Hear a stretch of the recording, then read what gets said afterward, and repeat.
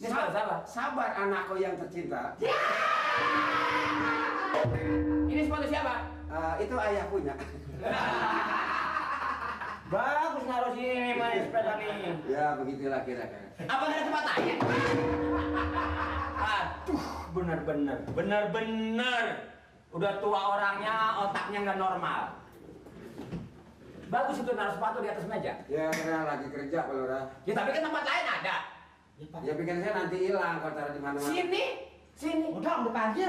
Sini. Sini juga kedengaran Pak Lurah. Sini. Mau masih kerja terus? Ya pengennya masa umur hidup. Pengennya? Betul Pak. Tolong ditingkatkan disiplin. Betul Pak. Halo? Ya. Apa kabar? Saya di sini Pak. Emang ngomongnya usaha apa saya?